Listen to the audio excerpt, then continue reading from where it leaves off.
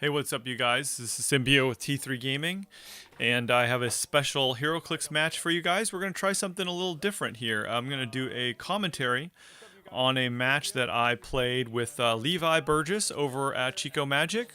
This actually happened on the day of the ROC World Cup. We were practicing actually for some ROC matches coming up, and we figured we would try out these teams.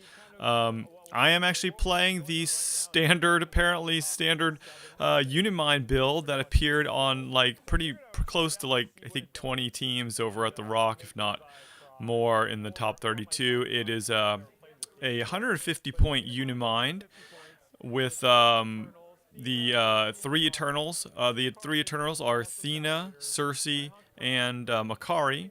Thena giving the running shot Pensai, Makkari giving the hypersonic and prob, and Sersi giving barrier, stealth, possibly TK. And then I'm playing two of the Carnages, the Colossal Retaliation for 10 points each. And then a Nighthawk Prime from the Nick Fury Agents of S.H.I.E.L.D. set. And of course, his ability to basically make it so your opponent cannot increase combat values is a huge play right now in the meta with Uni-Mind.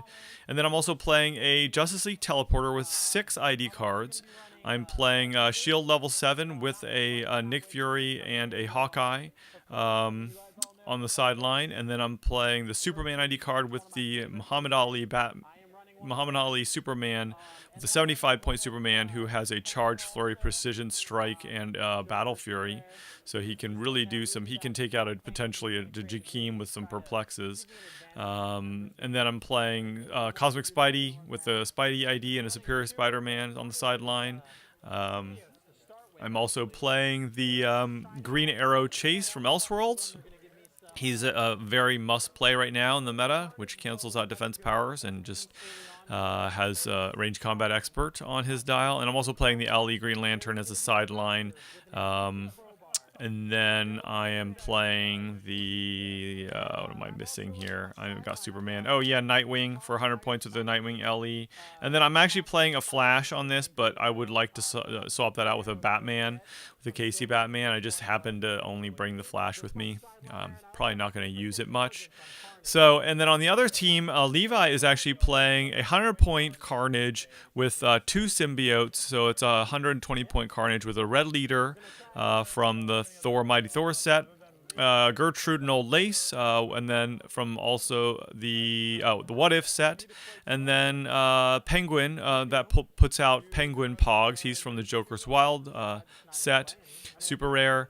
And he's playing, I think, the Enchanted Crowbar to give Old Lace the ability to basically nix people's invincible. Oh, also I'm playing the Hulkbuster and the boxing ring on that side there. And actually, I think this was exactly Ryan Nelson's build from the ROC World Cup. I think Easton Brock played something very similar, if not exactly the same as his build that he played at Kentucky. So, and what makes this so powerful, really, the Uni-Mind, is really the fact that he has 2 perplexes because of that. Then both of them are +2. So everybody that he calls in is just an insanely powerful damage dealing character. And you're gonna witness. We're gonna see how this match goes here and see how well this can do. Actually, Levi won map and put us on the bank heist map. And so I put the boxing ring out there. The first, we'll see what happens here. I'll just basically try to provide some commentary. And it's going to be Levi's turn. He gets to go first. So he's just checking out what he has. He's got the Old Lace bystander token there next to Gertrude, and then he's got the 2 symbiotes. And What's amazing about the 100-point Carnage, and he's actually a really good play right now. I know Ed Arnold Berkovitz played that at World Cup, and he actually played against Ryan Nelson, and it was a pretty close game. That Carnage at 100 points, he's like 8 clicks long with that stop click, and he can pretty much regen or heal at any moment. So it's not a very you can't really kill it with what you have on my team. The most I can do pretty much is a 7 damage. because most people, the max is a printed 4, and then, you know, you're going to have a maximum rule 3, so it's a 7.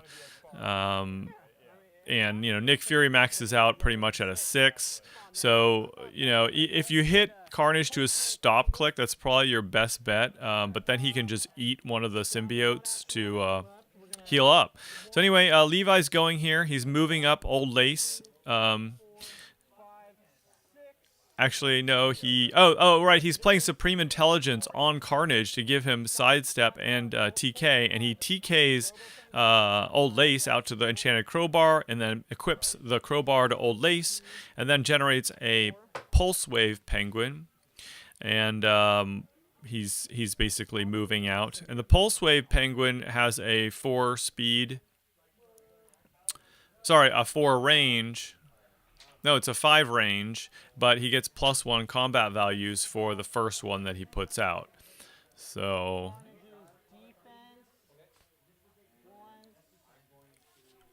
then he goes ahead and moves out one of his symbiotes. And what's interesting is, you know, of course, Nighthawk, you know, he's such a huge, he really affects the game in such a big way. Like, that Pulse Wave Penguin, he doesn't get +1 combat values because of Nighthawk.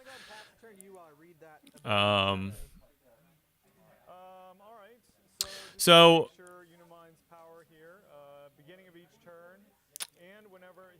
basically, sorry, I'm just listening to what's going on here. So Uni-Mind, just to clarify what he can do, he can pick a power at the beginning of his turn. He can pick a power from any of his Eternals that they can use.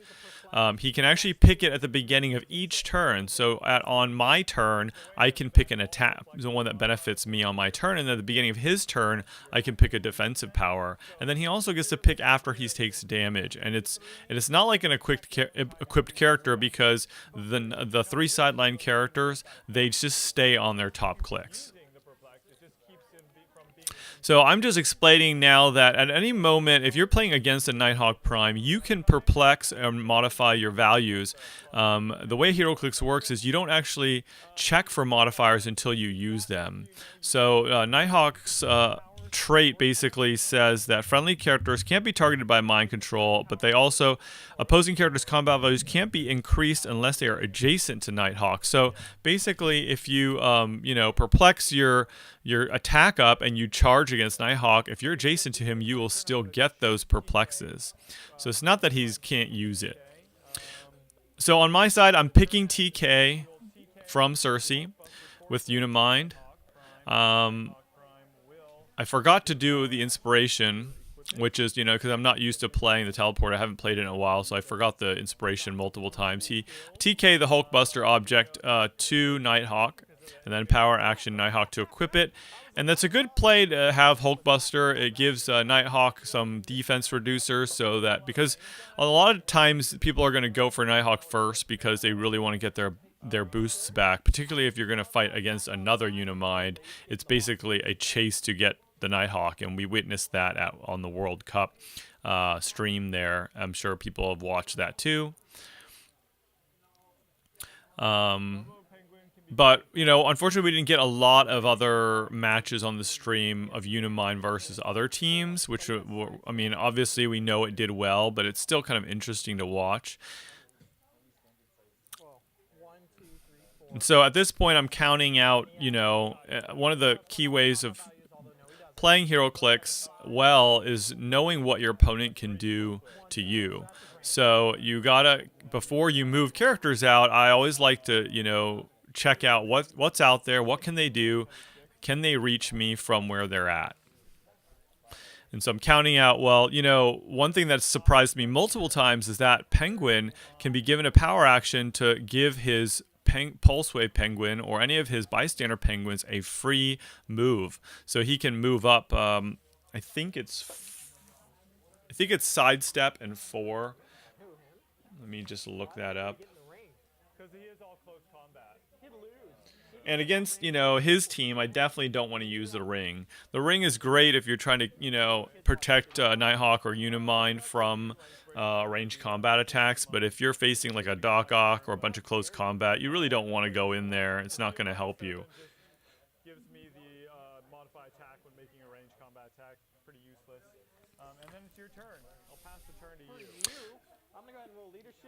So I go ahead and pass the turn to him. And I do sidestep up, putting the Uni-Mind out there a little bit. So, beginning of his turn, I'm gonna pick a power 2.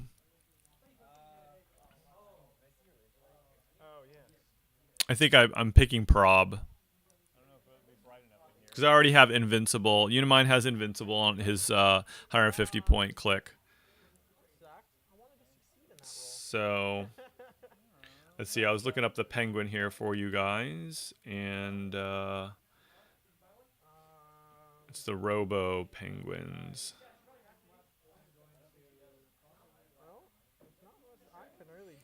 One thing about doing commentary is you kind of want to have everything up in front of you before you start the commentary. I tried to get some of these dials up for myself beforehand. On Levi's side, he's basically going to clear.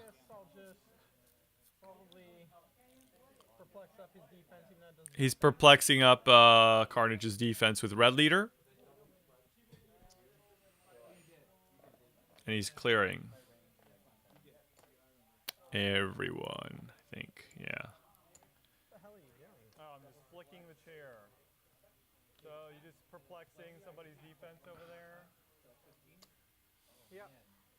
All right, sorry, you guys. So the Robo Penguin with Pulse Wave has a 4-speed with sidestep. So he can essentially like give him a free action and move 4 and then sidestep and Pulse Wave. His range is a 5, so it would be a 3 Pulse Wave range. So I just didn't want to be in his Pulse Wave range. So my turn now. So one thing by playing this, I definitely learned why do people play the double Carnages. They're basically taxis. They're amazing taxis. They can basically get over any terrain for the most part, and they can go sidestep with a 6-speed. Of course, you still have to -1, which I think I forgot in this game because that's a new rule that Colossals, they still have to -1 on the carry. So I'm still getting the hang of that. So apologize for messing that up. I don't know if it made that much difference in this game. We'll see. But the goal at this point is to try to, what am I thinking? My thinking is I need to go and take out his support. I'm not going to go after Carnage because I know that if I hit him onto his regen, he'll just regen. If I hit him to a stop click, he'll just heal past his stop click with that symbiote. And then of course he can also Colossal Retaliate if I don't get him off of his Colossal Retaliation click. So I don't want to get based with a bunch of plasticity, shape change, super senses, symbiotes. And I saw that happen in Ed Berkovitz's game against Ryan Nelson, and it was actually very, very powerful. If you can base Uni-Mind with plasticity and actually have some symbiotes so that he can't call, if he calls in somebody next to them, it is almost impossible for them to call in and either do a charge or a sidestep range attack. That is huge, and I think that's actually a really good play against Uni-Mind is Carnage with the symbiotes. I think the goal is being able to protect playing the right map, of course, to protect your Carnage. So I'm basically using this Carnage as a taxi to get my Uni-Mind out so that I can get a shot on his support pieces. Everything on the table is 0 points. He plays this Pog team for a reason because they're all 0 points. And if I try to attack Old Lace, it's just going to take 1 damage on Gertrude no matter how much damage I do. Pulse Wave isn't affected by it because Gertrude is actually not in the Pulse Wave range. So I'm basically trying to calculate and put Uni-Mind in a position where I can call in an ID character.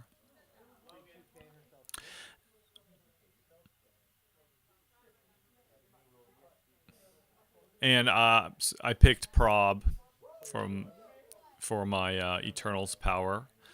And I forgot to roll my inspiration again. And so at this point, you know, you want to protect Nighthawk. I'm a little worried about his Old Lace, because Old Lace can move like 9. But I also know that I can outwit Old Lace's charge, so with Nighthawk, so that he can't actually attack me in one turn. And then another thing, so what's great about the Carnage is that as taxis, they can basically automatically break away from anything that doesn't have plasticity, and then just basically carry Nighthawk away and leave. So if you're attacking this team, you definitely want to get rid of the taxis. I think, you know, a lot of these meta teams, there's almost always an order of operations in terms of what you want to attack. You want to take out the Carnages first, and then you want to probably go after Nighthawk, and you want to be able to survive any kind of ID card attack from Uni-Mind, which is almost impossible to do considering his perplexes, which is why Nighthawk is such a great play against Uni-Mind. So he's going to sidestep his Pulse Wave Penguin up to try to block the doorway, and I think he's going to go ahead and try for a Pulse Wave. Now, I did know that he was going to potentially do that, because there was no way for me to basically get out there and not get attacked by one of his characters. But I'm not too worried about Uni-Mind, and that's what's so amazing about him, is if you don't use the perplex on him, you know, you can't counter his perplex without wit, right? So he's gonna have his invincible. And even though the biggest threat to a Uni-Mind, of course, is getting attacked by a green arrow chase, because he can essentially one-shot him and pop his Eternals. So he's going to go and Pulse Wave me. He rolls a 19, and that is going to do 1 damage to both of my characters, except because the Colossals have a stop click. Their toughness is protected by Pulse Wave, so he takes no damage. So very good against Pulse Wave. Levi was not aware of that. So, and a lot of people kind of forget about that, you know, still thinking, you know, you can Pulse Wave a bunch of Colossals, but nope. Because Stop Click now actually gives you, or, you know, it has since it was created, Protected Outwit and Protected Pulse Wave. All the powers on the Stop basically become protected as well. So, Uni-Mind still takes 1 damage.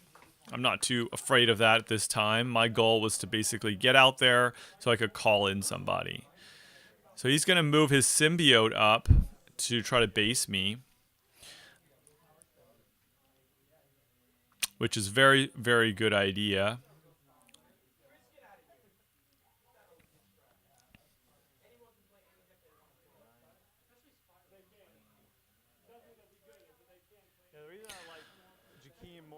But I would say,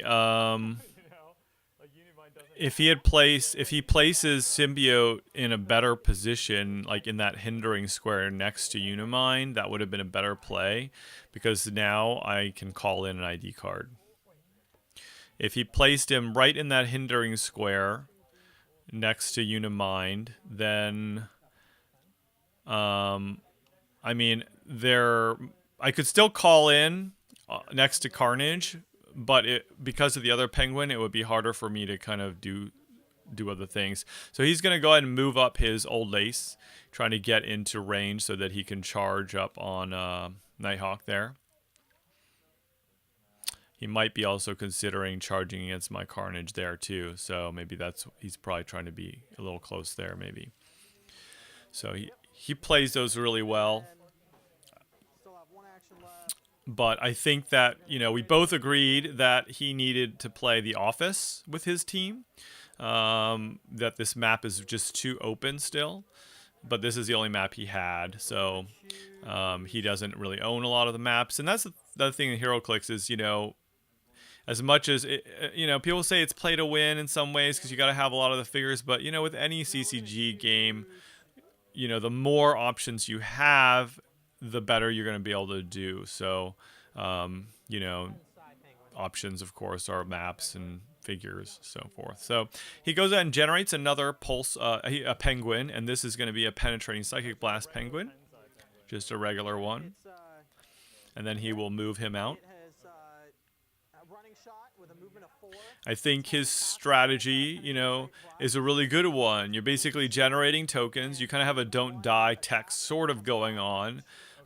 He's got some major perplex with red leader. So if he can pull off that colossal retaliation, he can do a retaliation with his normal damage and attack, and then also flurry attack. So it's vicious, and I actually think if he's playing on an office map, that would be pretty insanely good, because you've got all these 0-point tokens coming after you, and so it's a race to try to get past them, and that's what I'm trying to do.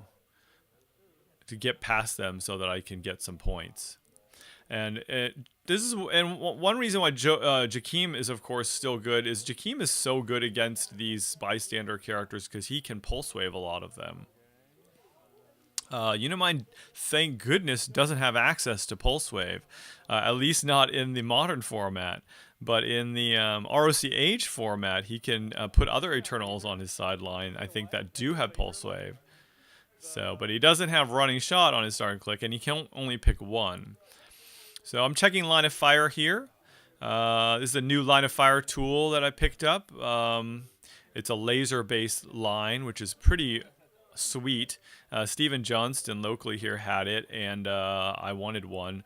And so we might create some T3 laser lines for you guys and give them out for a contest giveaway. So let us know if you think that would be cool, if you'd like that. So I'm deciding at this point who I want. Well, I know I want to go after Red Leader, actually, because I know he's 4 clicks. I know Penguin's 4 clicks. I know Gertrude's 5 clicks. And I'm looking for the easiest KO. And this is part of, like, you know, I'm doing a video on how to improve your HeroClix game, and one of the things you do is you got to pick your targets, like who are you going to target. And I also know in my head who I'm going to use, and that's going to be the Chase Avengers Defenders Hawkeye. And with Uni-Mind, Hawkeye, I mean, obviously with Uni-Mind, any ID call-in is like just 10 times more scary now, because he can basically +4. Right? He can do 2 perplexes to, you know, either 2 separate combat values or 4 to 1, even with the max out at 3. So one thing to be aware of is that, you know, I could colossal retaliate because he attacked me, and damaged one of my characters. But if I colossal retaliate on that penguin and I kill it, then I don't get to generate a symbiote, because you have to place the symbiote adjacent to the character that you attacked. So if that character is KO'd, you don't get to put a symbiote on the table. So I go ahead and pick prob, and then I also pick to use my channel cosmic energy so I can do the perplexes. Give him an action token to call in the Chase DW Hawkeye. And the Hawkeye has a 7 speed running shot. And if you, for those who don't know, I'll go ahead and read out his power. Hawkeye says rapid fire trick shooting. He can use running shot each time Hawkeye hits an opposing character with a ranged attack after action is resolved. He can use running a shot again as a free action, but only to target a character that was in attack this turn. So this is the most deadly character next to Green Arrow, but for different uses. So this Hawkeye now with Uni-Mind can perplex. We can perplex him up to a 13 attack, and perplex him up to a 4 damage and so he has an 8 range. He's got precision strike. So a 13 attack, 4 damage kills basically almost every support piece. If you had another perplex somehow, you could give him 13 attack, 5 damage. If you felt like you would be able to hit a lot of them, you could of course do the 5 damage, 11 attack. But this is why Uni-Mind as a call-in battery is so insanely good. because he turns these ID card characters into just death machines. And it makes it almost impossible from the opponent's team to play characters that have, you know, less than 4 clicks without reducers, right? Because he's got Precision Strike. And he can shoot, he ignores hindering, and he ignores characters for targeting. So he gets to shoot through characters. He can't shoot while base, but he can shoot through characters. So the first thing I'm doing is going after Red Leader because I don't want to miss and I don't want to attack anything with shape change because as soon as I hit, if somebody hits a shape change, then he gets to stop. Then he's done. If somebody hits a super senses, then he's done. Actually, never mind. If somebody hits a shape change, he can still attack. He just can't attack that one anymore. So he can choose another target. But you kind of want to save those last. So you want to go after the easy hits first. So I have a 13 on his 17. I hit like a 21 or something. He rolls his super senses and he misses the super senses. So that's a dead Red Leader. And, you know, another part of being really good at HeroClix is, in competitive, is knowing how many clicks characters have. Because then you know how much damage you're going to do and whether you're going to take them off the table and get the points. So now I'm calculating my next running shot. I can't move more than 5, but so I can't even go past that doorway because as soon as I hit that square, I will disappear. So I don't want to go that way. But I can definitely make the shot from the next square over.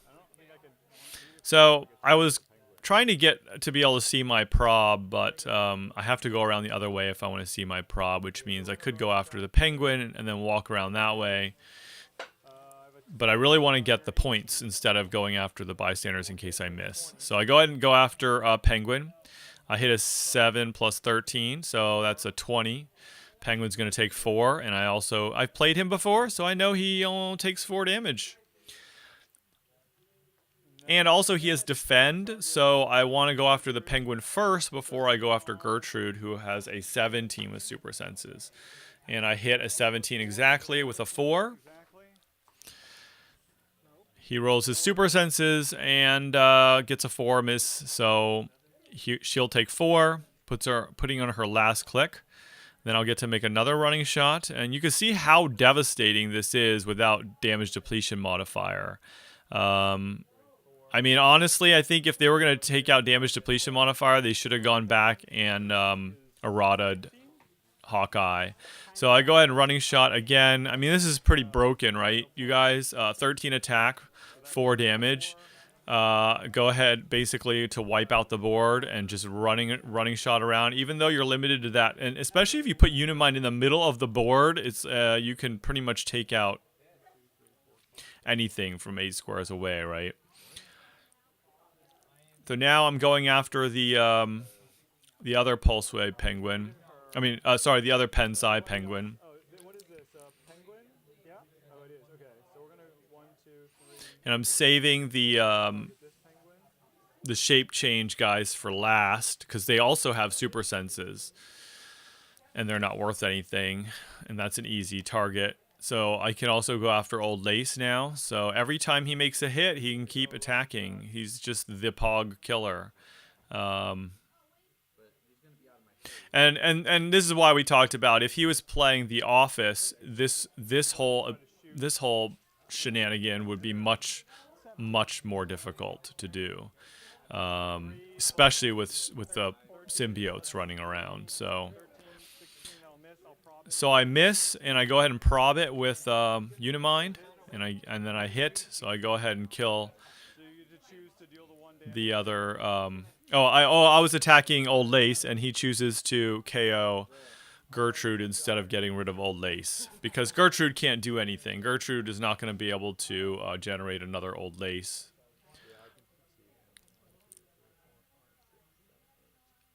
So now I'm going to go ahead and attack the King Carnage there.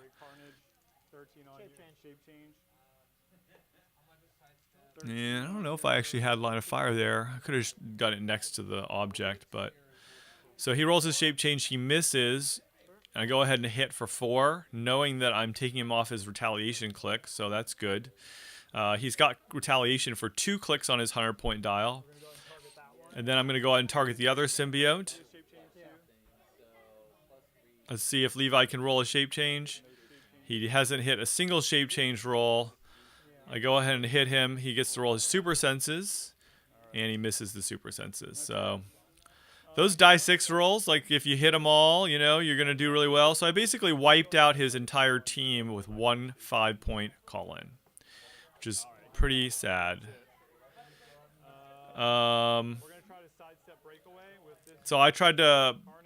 Oh, I did try to attack that other symbiote next to my Carnage, and he rolled his shape change, so I couldn't attack him. I go ahead and try to sidestep breakaway with Carnage. I roll it, and I sidestep back and disappear. To make Hawkeye would disappear. Just to clarify now, you guys, you can't just carry the guy that calls in the ID card anymore to remove them from the map, because now the new carry rules don't remove them from the map. So you have to actually move them 5 squares away. Another way of, out of range. So with Hawkeye, you could keep, if you do get the extra running shot, you can run away outside the range and have him disappear. I go ahead and carry Carnage with Nighthawk back 1, which at that point, and then I go ahead and outwit his, I outwit his charge before, and then do that. What I should do actually is move up a little bit, maybe, so that I could use my outwit on Carnage, so he can't regen. Because Carnage doesn't have a move-in attack on his dial, I don't think anywhere, especially at 100 points. So he's really you're just waiting to retaliate.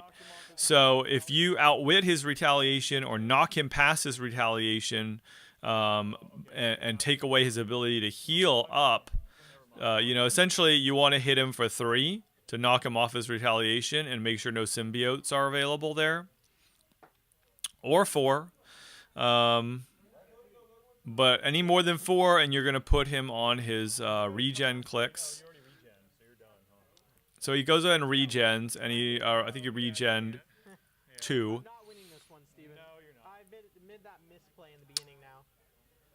No, he regen. Yeah, he regen 2. So I actually put him on his 5th click, which is his regen click, and then he regen 2, but he still doesn't have colossal retaliation. Yeah. So we were just talking about Levi's move with the symbiote. If he had put him next to on the other side, it would have kept him from shooting as many things, but I probably could have taken a shot off at that penguin and then moved through the doorway to shoot him too. So I don't know if there was entirely any way around that, unless he had more symbiotes. And I think so. For his team, playing a better map would have made a huge difference. And then B, also just maybe having more symbiotes. Like Ed started with 3 symbiotes, and I think that's the way to go. So you can keep 1 next to him to heal, and then 2 can move out. Or move all 3 out if you're playing a map that protects Carnage, right? So... I mean, at this point, I got 50, 100, 140 points already. So it's definitely not looking good. I go ahead and shoot Old Lace with Nighthawk. I picked Prob also. So I goes ahead and kills Old Lace. Drops the object, the Enchanted Crowbar. So, and he, he doesn't have his retaliation, so he's not going to be able to fly over here. Essentially, I can just... But he does have 3 ID cards. I forgot to mention, you guys. He's playing Nighthawk. The LE Green Arrow that can pick trick arrows. And then, what was his 3rd ID card? I think it was Cosmic Spider-Man. Yeah.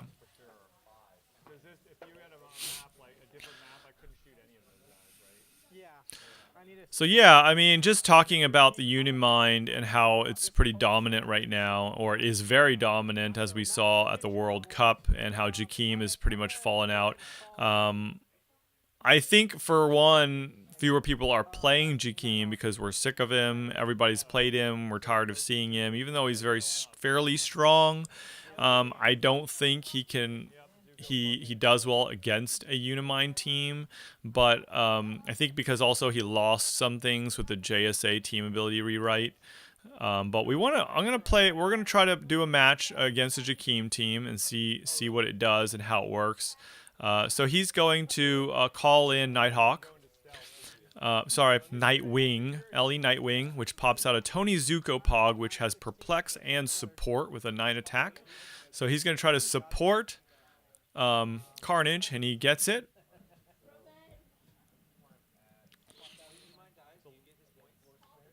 And he rolls a 3, and the new support is a minimum 2. So he heals up, and now he is on his Colossal Retaliation click. And this is why Nightwing is a clutch play for sure on the Uni-Mind team also, is that if you hit him to a stop click, he can still heal up with Tony Zuko, or he can regen himself. So he's just hard to kill. I know Ryan Nelson said on Swiss top 4, on the 4th round, he had not had his Uni-Mind KO'd, or at least popped, yet. So except for that one match. So depending on what you play against, you're not going to get hit. So he's going to move his symbiote over. He's probably trying to heal him up the top click here. But, at this point when you're losing, I could just stay back and wait for him, because he's never going to catch up to me, right? That would be, but we're just practicing, so it's kind of like a semi-casual practice play. So, I'm probably going to try to go after him, get the full points here.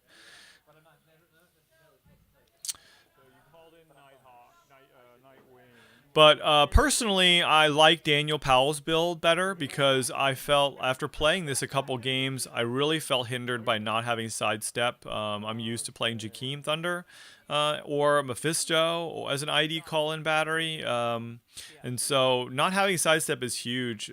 Being able to, move around corners to call in, sidestep, and to call in off of a ladder, that kind of thing.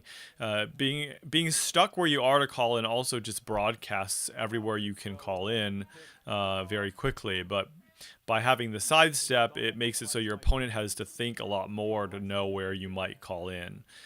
So that mobility, I think, definitely helped Daniel Powell. He mentioned that in his game. So. Interestingly, the powers that you can pick, there is no outwit that you can pick, thank goodness. So Uni-Mind cannot pick outwit. He cannot pick regen off of any of the characters' dials, at least as far as I am aware of here. He can pick hyper from Makkari. He can pick hyper, precision strike, super senses, and prob from Makkari. From Thena, he can pick running shot, Pensai, invincible. Yep.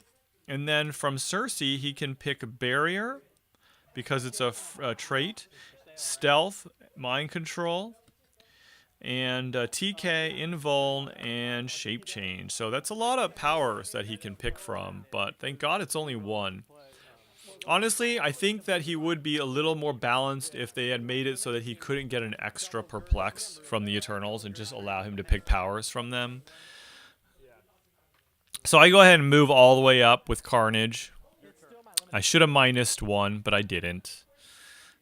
And it was a really dumb play putting him there, because he was double tokened. So I could have put Uni-Mind right out there in the front so that I could have called in. At this point, knowing that he's on the dial he's on, I probably could have called in Green Arrow to Green Arrow Chase to KO him. But I haven't played this team before. It was the first time I played it, so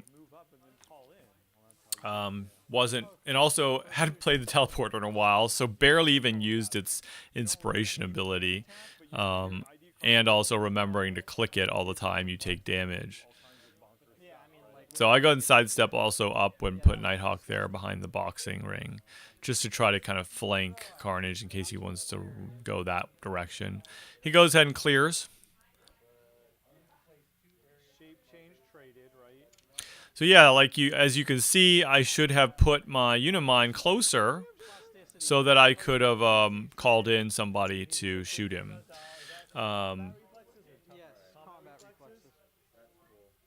I mean, technically, I guess I could call in Green Arrow, sidestep out, and shoot from there. Which is what I should do. But I think I'm also a little, like, not flustered, but I'm pretty, like, amazed that I was able to clear out that whole team so quickly. So I was kind of like, in a competitive spirit, I probably would just sit back at that point and wait. But I'm just like, you know what? I felt like, okay, I'm already winning. I'm going to go after this, and you give him a chance to attack me, you know. So I'm just trying to figure out who do I want to call in. That's the other thing is, like, I haven't played Uni-Mind that much, and actually, like, using him to attack instead of your ID cards is actually sometimes the best option, and not to call in an ID card and give your opponent 5 points. So especially if you're not going to be able to remove that ID card from the map afterwards, or that ID card could get KO'd, it might be better to use Uni-Mind. Now the other thing is that, so I go ahead and pick prob from Makkari, and then I triple perplex my defense with the Cosmic Channel Energy. Yeah. Well, double perplex, but it's +2 each time. So. I'm basically thinking that because he has Shape Change, I want to use Battle Fury. That's why I didn't use Green Arrow. Yeah, because he has Shape Change on his top clicks there. First 2 clicks. Even though he has combat reflexes, I'm not too worried about it, because the Muhammad Ali Superman can be perplexed up with Uni-Mind to a 13. So a 13 on a 19 is still only a 6. Still, that's why Uni-Mind is so insanely good. And the fact that you can perplex again +2, giving like the Superman a 13 attack, 5 damage with Precision Strike Battle Fury. Again, it's just insane. Like, he's the most powerful call-in battery we've ever had. So in a lot of ways, Uni-Mind is just a good support character. You know? He's just an insanely good support character. And that's actually why Jakeem is really good too. I mean, honestly, we didn't need ID cards to be more powerful, really, than they are. I mean, being able to call in at any point in your turn, being able to call in, even if you have 1 action tokens, I don't think those were necessary. I know they were probably trying to simplify things, but what it does, it made them too powerful. So Levi's going to move out his Carnage to try to get away, maybe to try to get some points over there, and he puts the symbiote and bases my Carnage, which he can't technically be based. I mean, he can, but I have plasticity too, so I go ahead and inspire Uni-Mind, giving him super senses from this. Yeah, now I finally remember to inspire. So we're just running 45-minute rounds, ROC rounds. He needs to get some points here. So I'm trying to decide what to do. I kind of positioned poorly, but another thing, so these Carnages, they are more support figures, and they're great. Like, for 10 points, you got a taxi. You have somebody that could potentially retaliate and create another tie-up figure, like symbiote, and then they are themselves a tie-up figure because they have plasticity. So that's 3 things that you get for 10 points. So it's just it's so good. I mean, I would say it's it's just the most functionality you get out of a 10-point figure.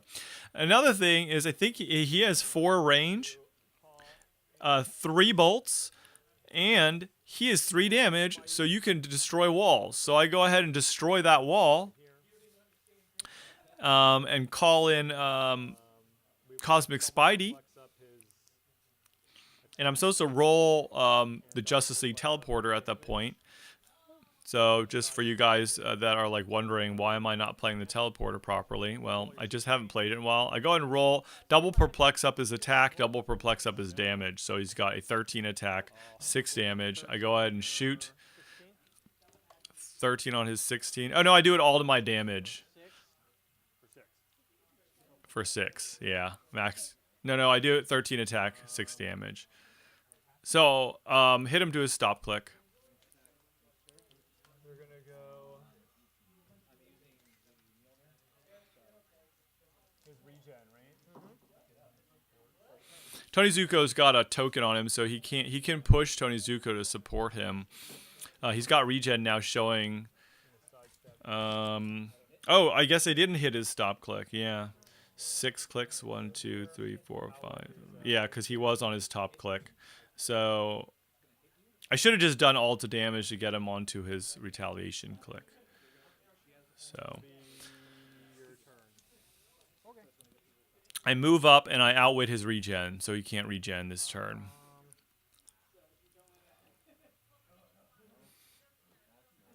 I mean, at this point, you know, if he was just playing pure point denial, I probably would have just, you know, maybe I think he should just support him and, you know, support him with Tony Zuko. Because if he could support, yeah, I guess he's not going to make it back to his retaliation. And actually, I guess it was good that I didn't put him on his retaliation, because then he would be able to retaliate. He could retaliate and then potentially, I guess, support him if he sidestepped away or something. You're getting like 1,000 points over there, Steven? Yeah, because there's no way he could kill Spidey with the retaliation, because he only has 3 damage. And just so you guys know, Carnage's retaliation is that place him such that he can make a close attack targeting the chosen character, then do so. So it's just a close attack, which means you can perplex his attack and damage and so forth. After resolutions, you can generate a symbiote bystander adjacent to the chosen character. So, Oh, it goes away immediately. but also he has that symbiote over there. I think he just forgot. He could have just bladed my symbiote. I mean, bladesed my Carnage. Or maybe that's what he does do. I forgot. Yeah. So he calls in Green Arrow, Reflection and shape change. Yeah. We're gonna which what he should have done is called in Nightwing. No, did he already call in Nightwing? Yeah, he already called in Nightwing. All right, never mind. You went first. So he only has Green Arrow and Spidey left. energy shield deflect. I'm gonna choose And Nighthawk Prime on his top dial has Energy Shield Deflection, as well as the Shape Change. I guess it's the same power. President of the United States of Earth, 712. He's got Energy Shield Deflection and Shape Change. When he uses Shape Change, increase the result by 1 for each adjacent. So I roll my Shape Change. why would I not? Oh no, he's not targeting Nighthawk. He's targeting Carnage, and he picked Energy Explosion. Yeah, but that's I don't care. Yeah, I'm getting around shape change here. Exactly, yeah. So he's attacking Carnage. He's got a 12 on 16. He crit hits. Don't have any prob. I don't think I can see him. No, I can't see him because it's right off of the line there, and the wall there is blocking it. Oh, that little edge. So, Yep. yeah. So you can't see. Oh, you're right. Okay. Yeah, so no prob. So the 10 Colossal Retaliation Carnage dies, and Nighthawk takes 2 with the new Energy Shield Deflection rule. I mean, sorry, the new Energy Explosion rules. But I wouldn't have taken any damage because I totally forgot about my Hulkbuster. So, There you go. You know, this is why you need to practice your teams. First time playing this team and just haven't played objects like that and just remembering all the things that you can do. It's pretty complicated if you're not like a seasoned HeroClix player. There's just a lot of moot parts to this team actually. Not 3. Yes. Sorry. Fine. I'm terrible at this. If I'd have known that, I would have been doing penetrating psychic blast and just trying to. So I do, I mean, you know, The shape change. we just went ahead and dealt 1 to me because I didn't remember, and he could have targeted Nighthawk. Well, yeah, it would have been a 4 through 6. I would have still. You know, I would have gotten the shape change with 4 through 6, but you know, he crit hit, so. I would have attacked Carnage instead. Oh, okay. Well, then that. Oh right, yeah, crit hit would have meant 3 damage on the energy explosion, so I would have taken 1. So that's pretty much what we did. So, you know, you guys, let me know what you think of the commentary, if you like this format for games or whether you prefer just hearing the players. I thought Jason and Amber did an excellent job on the World Cup stream doing commentary. So he goes ahead, Levi rolls a 6 for attack, and he has an object, so he hits Carnage with a 16, yeah. No, these guys have. He's playing them at 10. And he does 2 damage, killing Carnage with the light object. But he KO'd his symbiote to do it. Alright, I think that's 3, right? And I'm just using that token as a destroy blocker, just because we were being lazy. So, my turn, Spider-Man disappears here. That Uni-Mind with the Justice League teleporter is really good. I'm gonna pick. That Hawkeye I'm gonna really got me though. 'Cause I lost pick my- powers I here. lost 2 penguins. I lost the penguin. I lost Red Leader. I lost Gertrude, and I lost. So now I know I have to hit Carnage twice to kill him, which shouldn't be too hard. I can call in another ID character, and I can attack with Nighthawk. So I inspire Nighthawk with a 4, which unfortunately is just invincible Superman ID card. Good for defense, but I was hoping for the shield. Invincible. Oh, I already lost the shield. Never mind.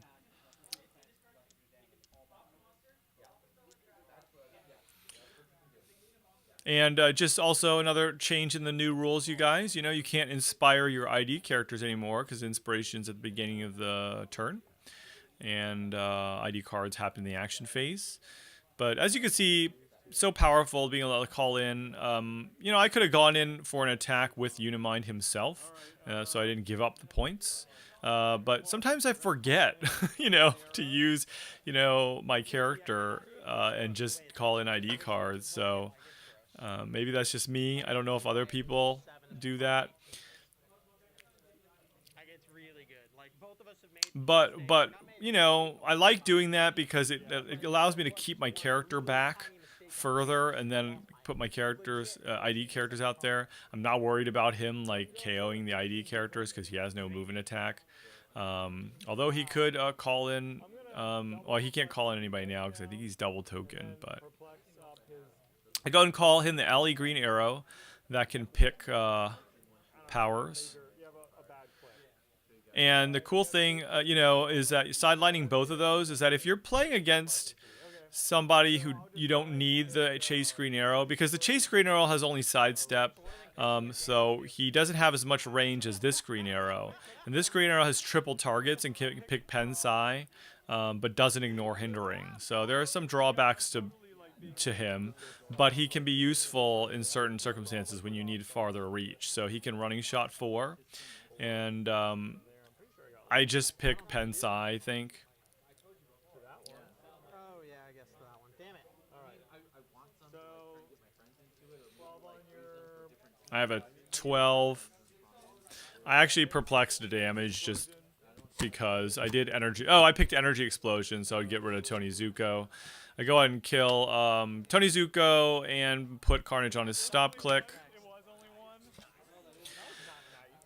And then Nighthawk here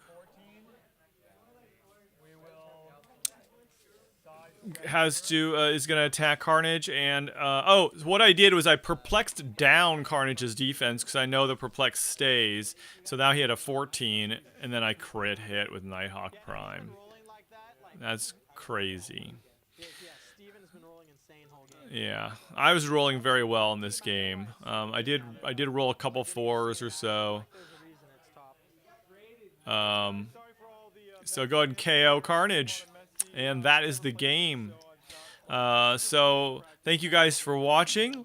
I'm curious to see what people's builds are to try to beat this Uni-Mind team.